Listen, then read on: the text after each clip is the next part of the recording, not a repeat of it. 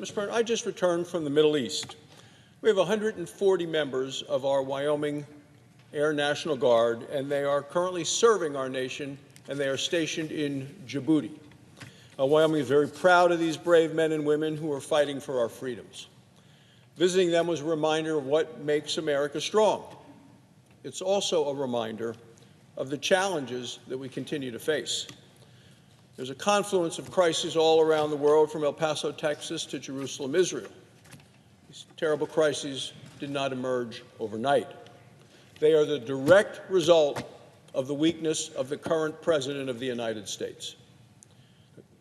President Biden has been weak in the defenses of our nation.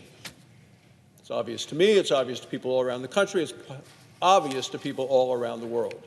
Since he took office, he and the Democrats have taken a wrecking ball to so many different sources of our nation's strength. Hollowed out America's military power in favor of wokeness. It's impacted and undermined recruitment. Sold out American economic strength. In favor of what? Well, big government at home and massive government spending. They traded away America's energy dominance. Why? Well, in favor of Green New Deal fantasies.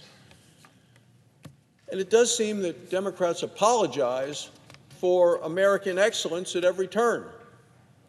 They've worked us and worked to make us more dependent upon our enemies. President Biden's latest energy, he would call it a move, I would call it a disaster, weakens our nation even further.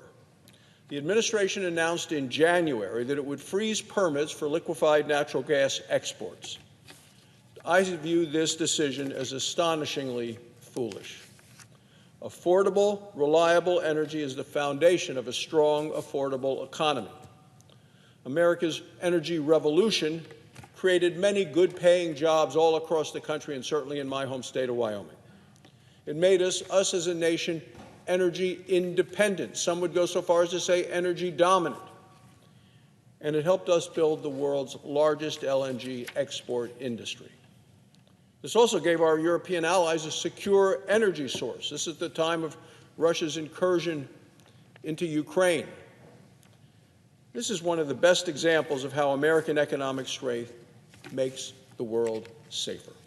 The Republicans want to make Europe less dependent on Russia for energy sources and more connected to the United States. That's not what I see happening with this administration. Both by word and action, Democrats and this president make America and our allies more dependent on our adversaries. Attacking American energy dominance is a pattern of this administration, started on day one. Remember, it was day one that after the president gave a speech right out here at the Capitol building about how he wanted to bring the nation together, he went down and took an axe to the Keystone XL pipeline, and he opened the floodgates at the same time to the crisis that we're having at our southern border.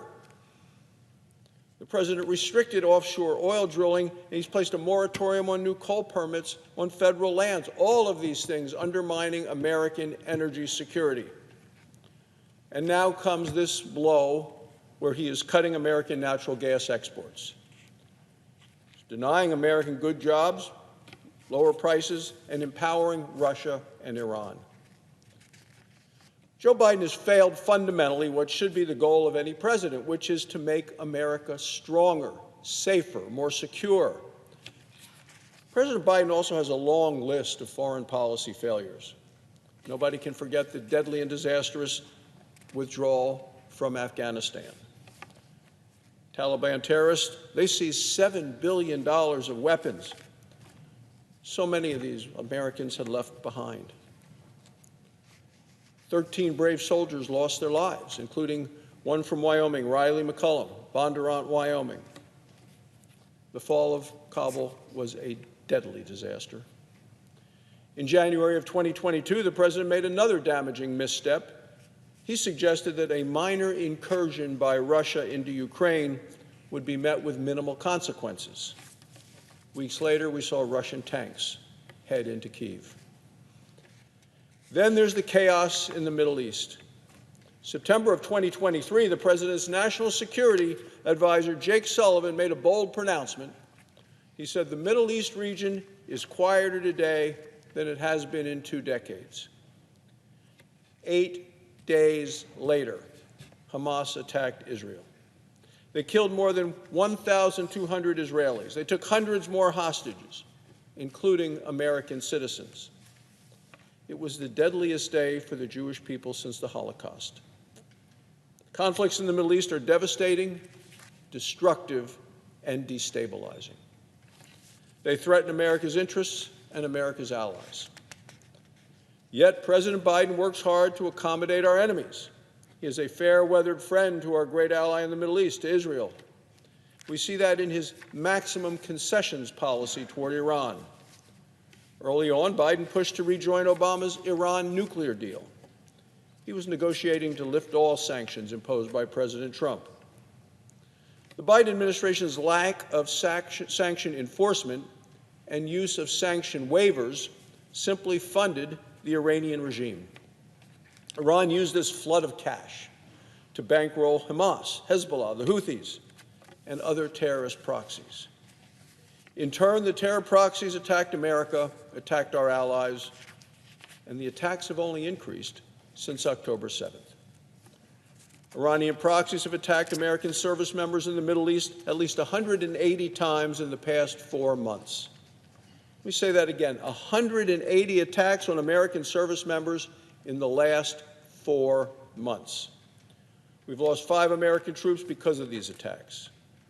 As the Commander-in-Chief, President Biden bears full responsibility for the continuity of the crisis that he has created. No surprise that Americans overwhelmingly believe our country is heading in the wrong direction. America needs to change course, and Republicans are the party of American strength. We believe in peace through strength, not dependence on our enemies.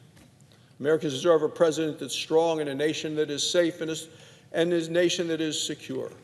That is our commitment. So I'll tell you, Mr. President, the day I came back from Djibouti, it was very distressing to see the report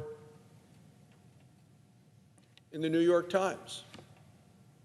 They reported that America and this administration has failed to do what it said it would do in terms of Iran selling oil to China.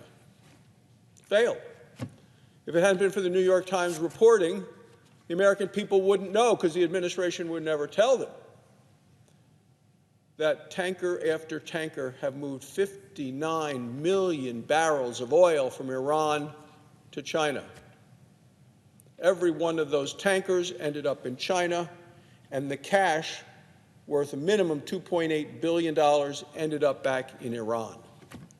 That's the money that Iran is using to fund these 140 attacks on American service members in the last 4 months.